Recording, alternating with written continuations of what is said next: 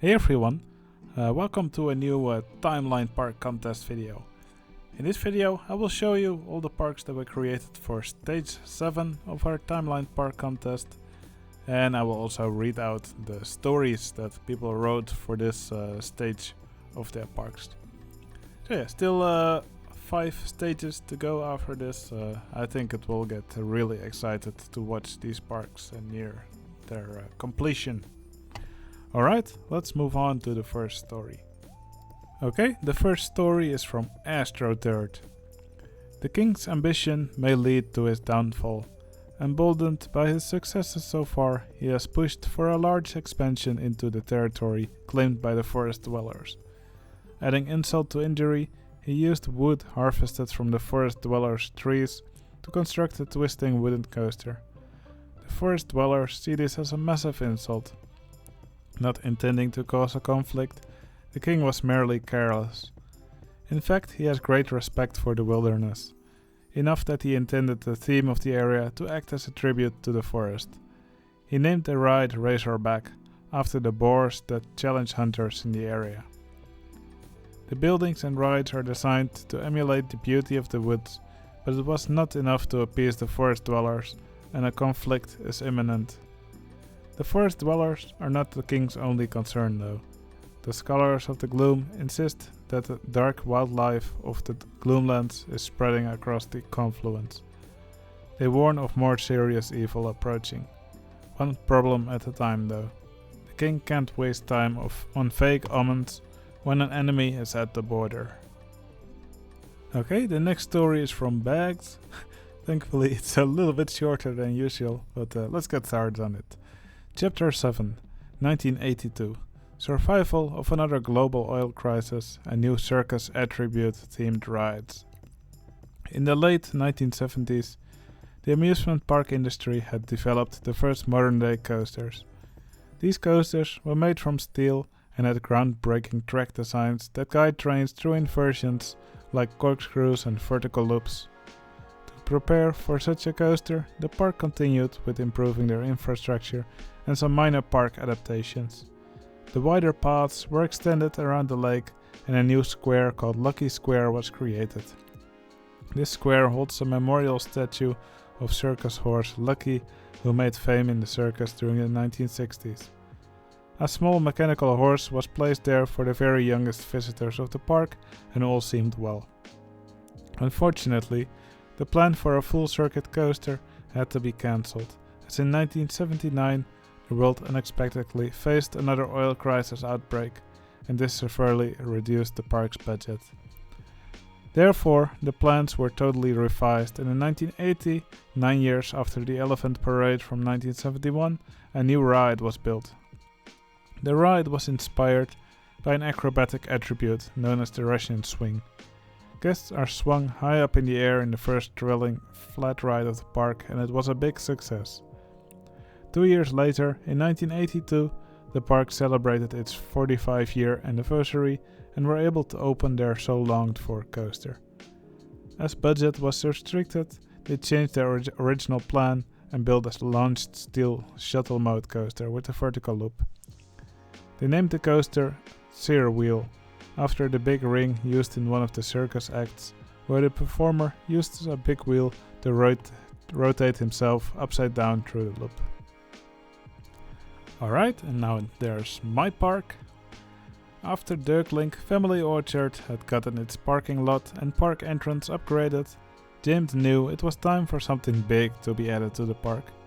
He wanted an impressive wooden coaster to sit as a backdrop for his Wild West shootout ride. Sadly, none of the available wooden coaster manufacturers were available to build him a new wooden coaster within the foreseeable time. After weighing his options, and after watching several Get Good tutorials, James decided to take a leap and build his own wooden coaster using locally hired construction companies. There were some setbacks during the construction and during the testing of the ride, but after several months, James was proud to present his new wooden coaster, Gunslinger. And then the next park is from Fidwell. Business is booming at Dynagas Amenities. Now with the entire park under their control, the higher-ups have been demanding that bigger and better rides be added to the park, to attract even more paying customers. It has been mere months, but park leadership has already mandated the addition of a giant floorless coaster. To keep things interesting, they've also custom-built their very own Caterpillar-style ride that takes riders perilously close to the waterfront. And more new attractions seem to be already on their way. However, local authorities have expressed some concern. The rapid expansion has caused some environmental damage, as Dynagas has not been shy about stripping away natural resources to develop their land. Even so, the park staff is very confident that the future profits would be able to offset any negative impacts. Will capital triumph over nature, or is Dynagas biting off more than they can chew? Alright, then here's the story from Herbert. I hope there's no more of these really difficult Asian names in it. Having recovered financially from the Chance Hyper GTX, it was time to expand the park with another roller coaster. Looking at the current lineup, one thing was sorely missing, and that was inversions. After contemplating for some time, An Dung decided to invest a lot of money into a custom layout B&M invert that would fit nicely on the other side of the river, directly next to the bridge that was just being finished. He also added 2 flat rides and a small plaza with food stalls to make the new area more attractive to the guests. With every passing year, Donghua became more and more of a tourist attraction. Okay, then we have the story from Jean-Pierre Nova Silica. As the story of the park continues, the park got a huge amount of money with the collaboration between the Swedish singer Dotter and the Asana Park with the Little Tot ride.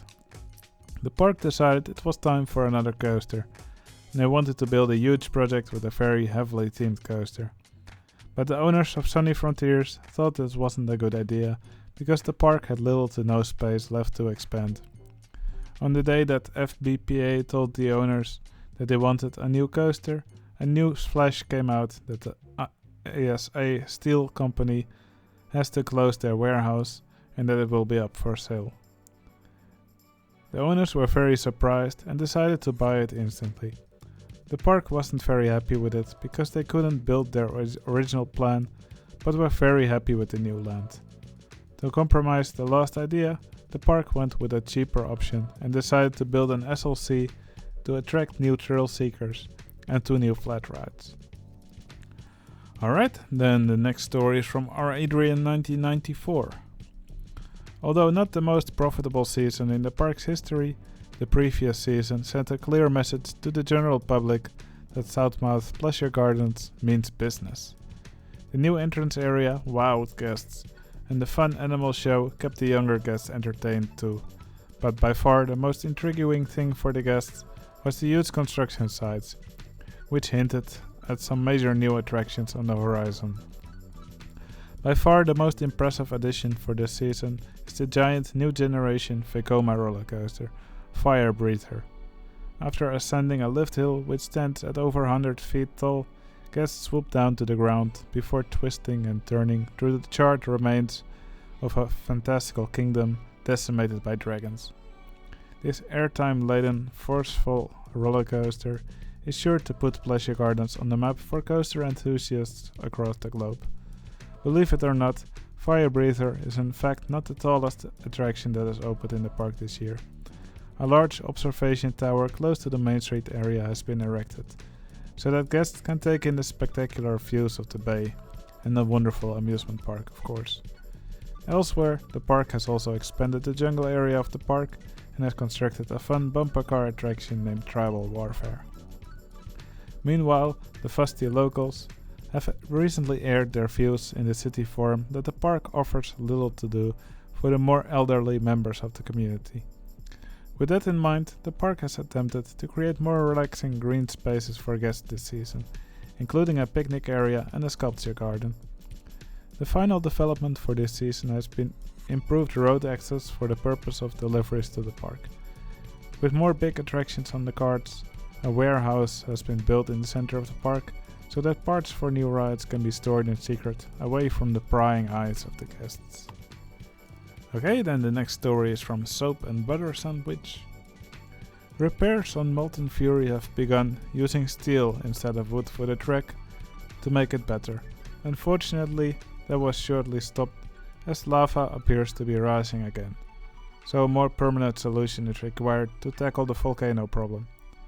Still without the big coaster, they decided to go scavenging around the place and found an old worn down park called Wingston Fun Fair, where they found a damaged old chicken restaurant and a graveyard of rides, which is where they found track to an orange inverted coaster.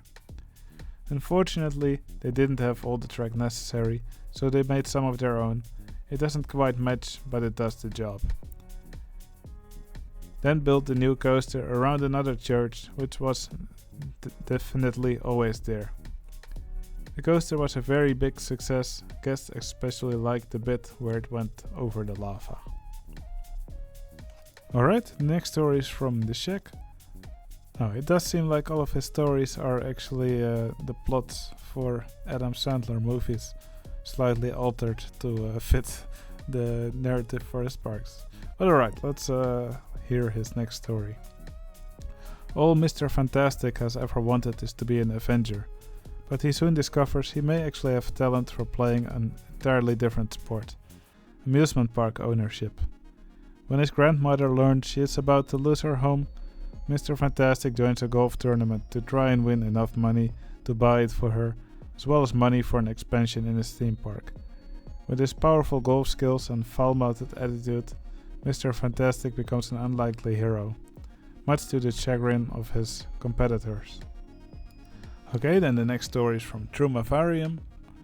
A new coaster and a new flat ride by the water was constructed in a swift manner.